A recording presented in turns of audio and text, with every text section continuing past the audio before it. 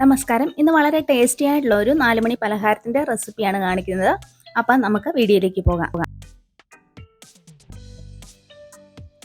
ഇതിനായിട്ട് ഞാൻ മീഡിയം സൈസിലുള്ള 2 പൊട്ടറ്റോ കുക്കറിൽ വെച്ചൊന്ന് വേവിച്ചെടുത്ത് മാഷ് ചെയ്ത് വെച്ചിരിക്കുന്നതാണ്. ഇതൊന്ന് മാറ്റി വെക്കാം. ഇനി ഒരു പാനിലേക്ക് കുറച്ച് എണ്ണ ഒഴിച്ചു കൊടുക്കാം. ഇതിലേക്ക് മീഡിയം സൈസിലുള്ള ഒരു സവോള ചെറുതായിട്ട് കൊത്തി അരിഞ്ഞത്, ഇതിൻ്റെ ഒപ്പം തന്നെ ഒരു 3-4 വെളുത്തുള്ളി ചെറുതായിട്ട് അരിഞ്ഞതും കൂടി ചേർത്ത് ഒന്ന് നന്നായിട്ടൊന്ന് വഴറ്റിയെടുക്കാം.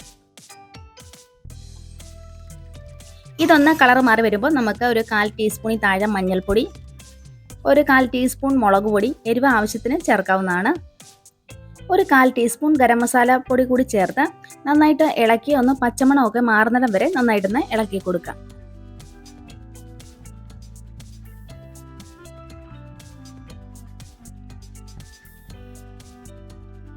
ഇതിൻ്റെ പച്ചമണമൊക്കെ മാറിക്കഴിയുമ്പോൾ നമ്മൾ നേരത്തെ മാഷ് ചെയ്ത് വെച്ച പൊട്ടറ്റോ ഇതിലേക്ക് ഇട്ട് കൊടുത്ത് നന്നായിട്ട് ഈ മസാലക്കൂട്ടുമായിട്ട് നന്നായിട്ടൊന്ന് മിക്സ് ചെയ്ത് എടുക്കണം.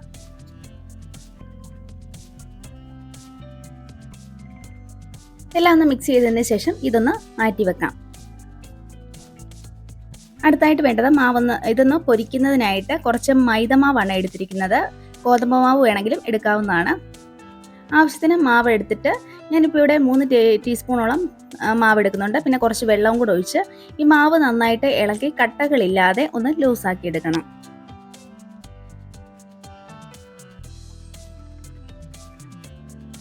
അത് റെഡിയായി കഴിയുമ്പോൾ നമ്മളിവിടെ ഇനി ബ്രെഡാണ് എടുക്കുന്നത്.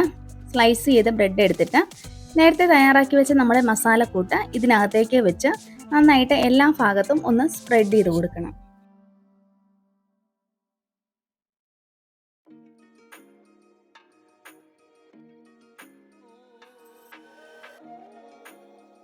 എല്ലാ ഭാഗത്തും ഇങ്ങനെ ഒന്ന് സ്പ്രെഡ് ചെയ്ത് ആക്കിയിട്ടുണ്ട്. ഇനി ഞാനൊന്ന് രണ്ടായിട്ടൊന്ന് കട്ട് ചെയ്തെടുക്കുന്നുണ്ട്.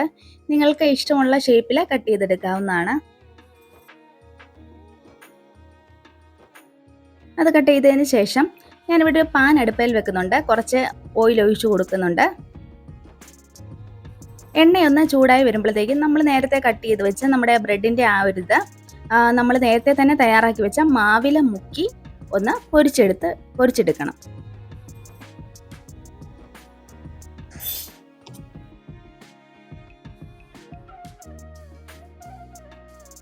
ഒരു മീഡിയം ടു ലോ ഫ്ലെയിമിലിട്ടാൽ മതി. പുറമൊക്കെ ഒന്ന് മൊരിഞ്ഞ് കിട്ടിയാൽ മതി. ആകെ ഓൾറെഡി വെന്തതാണല്ലോ.